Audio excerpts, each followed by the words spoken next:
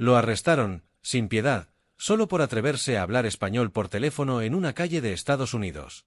Un padre, trabajador incansable, fue abruptamente arrancado de la vida de sus hijos, de los brazos de su madre enferma, sin haber cometido un solo delito, sin una razón legítima más allá del idioma que brotaba de sus labios. Si eres latino en este país, sabes que esta no es una historia aislada. Lo que le sucedió a él, con esa brutalidad incomprensible, podría pasarnos a cualquiera de nosotros, a tu vecino, a tu amigo, a tu propio hermano. Su único error fue tener un acento, fue comunicar su amor y preocupación en la lengua de sus ancestros, y eso, lamentablemente, fue suficiente para que su vida se hiciera pedazos en cuestión de minutos. Su dignidad, pisoteada. Sus sueños, destrozados. ¿Te has sentido alguna vez bajo esa lupa, ese juicio silencioso que te observa solo por quién eres? ¿Has temido que una simple conversación en tu idioma natal sea el detonante de una desgracia? Quédate, porque lo que vas a escuchar después es todavía más humillante, más doloroso que la propia detención, una verdad que te hará hervir la sangre. Porque el universo, a veces, tiene sus propias formas de hacer justicia, o al menos, de poner las cosas en su lugar. Antes de seguir, cuéntame en los comentarios, ¿alguna vez te has sentido discriminado o juzgado por hablar español en público? ¿Cómo reaccionaste? Tu experiencia importa. Mateo, un nombre tan común como el destino que a menudo comparten muchos. Su vida era un mural de grises y de vez en cuando, un color vibrante de esperanza. Cada amanecer, el sol aún dormido encontraba a Mateo ya en pie, preparando el café, el humilde desayuno que compartiría con las dos mujeres de su vida. Vestía siempre la misma ropa de trabajo, gastada y manchada de cemento y polvo, pero impecablemente limpia. Unos pantalones de mezclilla raídos, una camiseta básica que alguna vez fue blanca y unas botas de trabajo tan curtidas como sus propias manos. Su mirada era lo que más le definía, profunda, con el cansancio acumulado de años de esfuerzo incansable en la construcción, levantando muros y sueños ajenos bajo el sol inclemente o la lluvia fría. Pero en el fondo de esos ojos oscuros, también habitaba una inquebrantable chispa de esperanza, el combustible que lo mantenía en pie. Mateo soñaba con legalizar su situación, no por lujos ni grandezas, sino por la simple seguridad de poder estar con su anciana madre, cuyo corazón, debilitado por la enfermedad y el paso de los años, dependía de sus cuidados y de los medicamentos que él compraba con cada dólar ganado con el sudor de su frente. Y luego estaba su pequeña hija, una niña de ojos vivaces y sonrisa contagiosa, la razón última de cada sacrificio, de cada músculo adolorido al final del día. Ella era su futuro, su promesa, el motor que lo impulsaba a seguir luchando por un mañana mejor, un mañana donde las llamadas en español no fueran un presagio de desgracia, sino la melodía de una vida plena y sin miedo. Su humildad no era una elección, sino la imposición de una realidad, una existencia tejida a base de vulnerabilidad y la pura bondad de un corazón que solo anhelaba proteger a los suyos. Esa mañana, el aroma a café recién hecho se mezclaba con la rutina familiar. Mateo, tras asegurar el pañuelo en la cabeza de su madre y darle un beso en la frente, se detuvo un instante más largo de lo usual frente al cuarto de su hija. La niña dormía plácidamente, su osito de peluche apretado contra el pecho, ignorante del mundo que esperaba fuera de aquellas cuatro paredes. Le acarició suavemente el cabello, sintiendo el calor de su pequeña mano en la suya, una breve caricia que prometía regresar. Antes de salir, se ciñó la gorra, un viejo souvenir de un equipo de béisbol local, y tomó su lonchera. Justo cuando cruzaba la puerta principal, su teléfono vibró en el bolsillo de su pantalón. Era su madre. Con la voz baja para no despertar a la niña, Mateo respondió, la preocupación tiñendo cada sílaba en español. ¿Ya te tomaste el medicamento, viejita? ¿Cómo te sientes?, preguntó con ternura, mientras se dirigía a la parada del autobús. Cerca de él, un vehículo oscuro se detuvo. Del asiento del conductor, un hombre en un uniforme impoluto de ICE, con el nombre Antonio García bordado en el pecho, lo observaba con una mirada que Mateo sintió como un puñal helado. Antonio, un hombre de hombros anchos y rostro adusto, escuchó la conversación de Mateo con una expresión de absoluto desprecio. No había en sus ojos ni la más mínima señal de empatía, solo una fría autoridad. Cuando Mateo colgó, Antonio bajó la ventanilla y con una voz áspera que apenas disimulaba su fastidio, le espetó en inglés: «¿Hay algún problema aquí, amigo?» Mateo, sorprendido y nervioso, solo atinó a balbucear un «no, señor, todo bien» mientras el corazón le martilleaba en el pecho. Sabía, por el tono y la mirada, que nada estaba bien, que el simple hecho de haber hablado en su idioma materno lo había marcado, lo había señalado ante los ojos de aquel hombre. El agente Antonio García no se movió, siguió observándolo, sus ojos fijos, penetrantes, como si buscara algo más, algo que delatara una culpa inexistente. La mañana, que había empezado con la promesa de otro día de trabajo y sacrificio, se transformaba rápidamente en una escena de pesadilla, un preludio ominoso de lo que estaba por venir. «¿Todo bien?», dice. «Tengo mis dudas», respondió el agente Antonio con un tono mordaz, sin molestarse en traducir su siguiente pregunta del inglés. La voz de Mateo se anudó en su garganta mientras intentaba explicar, con su español salpicado de un inglés todavía incierto, que solo hablaba con su madre, que no había hecho nada malo. «No entiendo, señor», dijo Mateo, su mirada buscando una pizca de comprensión en el rostro impasible del agente. Pero la respuesta de Antonio fue un gesto de fastidio, una señal con la mano para que se acercara al vehículo. «No hablo español, y aquí en mi país, si no hablas inglés, es sospechoso». «¿Tienes papeles? ¿Estás aquí legalmente?», espetó el agente, cada palabra perforando la poca calma que le quedaba a Mateo.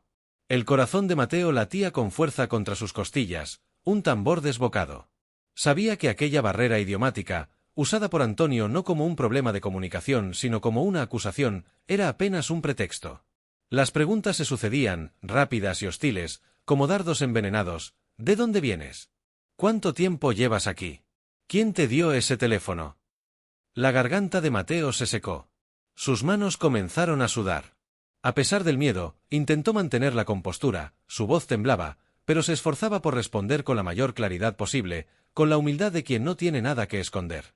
Describió su trabajo, el sudor de su frente, la boca de su madre que alimentar, la sonrisa de su hija que mantener. Le mostró su identificación de la construcción, una tarjeta de un pequeño contratista local. Esperaba que eso fuera suficiente, que su evidente esfuerzo y honestidad fueran su escudo. Pero cada explicación de Mateo, cada intento de ser colaborativo, parecía solo avivar la llama de la agresividad en el agente Antonio. Este se bajó del auto, su gran figura proyectaba una sombra amenazante sobre Mateo. Se acercó a él con pasos deliberados, cada uno de ellos resonando como una condena. La voz del agente, antes áspera, ahora era un murmullo bajo y amenazante, pero su intensidad no disminuía. «Sé lo que hacen ustedes», dijo, sus ojos acerados fijos en los de Mateo. «Vienen aquí a aprovecharse de nuestro sistema, a vivir de nuestros impuestos. Y con esa llamada, ¿a quién le estabas avisando, A tus cómplices». Mateo sintió un escalofrío helado, una punzada de pánico. Le dolía la injusticia de esas palabras, la generalización cruel que lo despojaba de su individualidad, de su trabajo honesto, de su amor por su familia. Los pocos transeúntes que pasaban por la calle aceleraban el paso, algunos lanzando miradas furtivas, otros ignorando la situación por completo, eludiendo el contacto visual, como si la injusticia fuera contagiosa. Mateo se sintió solo, desamparado, una pieza insignificante en el tablero de ajedrez de aquel oficial. No importaba cuántas veces repitiera que no había hecho nada malo, que solo quería ir a trabajar. La hostilidad en el rostro de Antonio, la manera en que se cruzó de brazos, el desprecio en su mirada, le hacían saber que sus palabras caían en oídos sordos. La situación, a pesar de su cooperación, se volvía innegablemente agresiva, una trampa que se cerraba lentamente. El silencio incómodo que siguió a las últimas palabras del agente fue roto abruptamente. Antonio hizo una señal con la cabeza a otro oficial que se había materializado de la nada, con una frialdad y rapidez que helaron la sangre de Mateo. Antes de que pudiera procesar lo que sucedía, sintió unas manos firmes que lo sujetaban por los brazos. Un clic metálico resonó en el aire, y el frío de unas esposas de acero se clavó en sus muñecas, apretándolas con una fuerza implacable. El metal, gélido y despiadado, parecía succionarle el calor, la libertad, la esperanza. Sus ojos buscaron a los transeúntes, pero nadie se atrevió a mirar.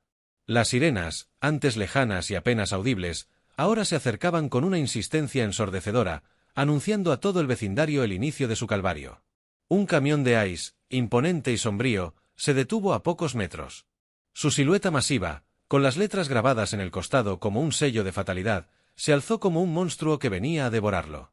La puerta trasera se abrió con un ruido metálico y un grupo de agentes, rostros duros e inexpresivos, lo empujaron dentro sin miramientos. La mirada de Mateo, antes llena de cansancio y esperanza, se transformó en pura desesperación. Recordó el suave cabello de su hija, el rostro frágil de su madre. La injusticia se le atragantó, un nudo amargo y doloroso en el pecho. No había gritos, solo un gemido ahogado y la imagen de su vida desmoronándose como un castillo de arena bajo la marea implacable. Se sintió como un animal atrapado, sus derechos y su dignidad despojados en un instante, todo por un simple acto de amor y preocupación expresado en su idioma natal. El camión arrancó, llevándose consigo no solo a Mateo, sino también los restos de su tranquilidad, su sentido de seguridad, y la promesa de un futuro que ahora se antojaba lejano e inalcanzable. El camión de Ice lo depositó, como un bulto sin valor, en un centro de detención cuya arquitectura, de concreto frío y rejas imponentes, era la personificación de la desesperanza. El aire interior era pesado, impregnado de un olor indistinguible a desinfectante industrial y miedo. Las luces fluorescentes zumbaban incesantemente, proyectando sombras duras que hacían que cada rostro, cada gesto, pareciera más sombrío, más deshumanizado. A Mateo lo despojaron de sus pocas pertenencias, sus documentos de trabajo, su teléfono, el último vestigio de conexión con el mundo exterior, con su pequeña familia. Le dieron un uniforme holgado y áspero, que le quedaba grande y acentuaba la sensación de pérdida, de anonimato. Las celdas eran frías, los colchones finos y duros. A su alrededor, solo se escuchaba el murmullo de conversaciones en voz baja, el arrastrar de pies, el sonido metálico de las puertas al cerrarse. Cada mirada de los guardias era un recordatorio constante de su estatus, de su falta de libertad, de la absoluta autoridad que ejercían sobre él.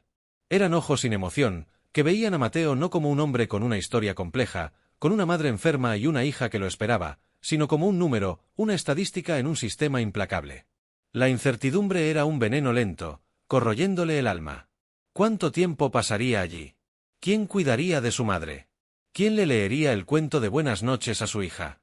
La angustia ardía en su pecho, un fuego constante que ninguna lágrima, por muchas que luchara por contener, podía apaciguar.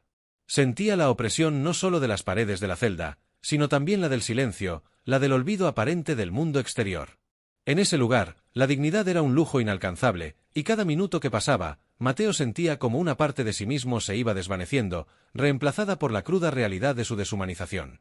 Pero el universo, con su intrincada red de causalidades, a veces teje ironías que solo el tiempo sabe revelar. Mientras Mateo sufría los confines de aquel centro sombrío, el agente Antonio García, el mismo hombre cuya mirada de desprecio había sentenciado a Mateo, se enfrentaba a su propio infierno personal. Días después de la detención, una llamada irrumpió en la aparente estabilidad de su vida. Su hermana, con la voz quebrada por el llanto, le informó que su madre, la mujer que los había criado con tanto sacrificio, había sufrido un derrame cerebral masivo. Necesitaba una cirugía de emergencia, una intervención costosa que su seguro apenas cubriría parcialmente. El golpe fue devastador. La angustia se apoderó de Antonio. Visitó a su madre en el hospital, observando su cuerpo inerte, conectado a tubos y máquinas, la misma imagen de fragilidad que Mateo había conjurado en su mente horas antes de ser detenido. Los médicos explicaron la gravedad de la situación, los costos exorbitantes de la terapia postoperatoria, el tiempo que tardaría en recuperarse, si es que lo hacía. La familia de Antonio, aunque de clase media, no contaba con los fondos para cubrir lo que se venía. La desesperación comenzó a roerlo. Se vio en la necesidad de pedir ayuda, de rogar favores, de buscar en cada rincón la manera de salvar a la mujer que le había dado la vida. Pero la ironía no terminaba ahí. La crisis de salud de su madre coincidió con un inesperado y estricto escrutinio de su unidad de ICE y un congelamiento de fondos para ciertos procedimientos, incluyendo precisamente la asistencia que su propia madre iba a necesitar para una pronta recuperación. De repente, Antonio se encontró en el lado opuesto, experimentando la misma vulnerabilidad, la misma falta de control, la misma desesperación por un ser querido que Mateo había sentido.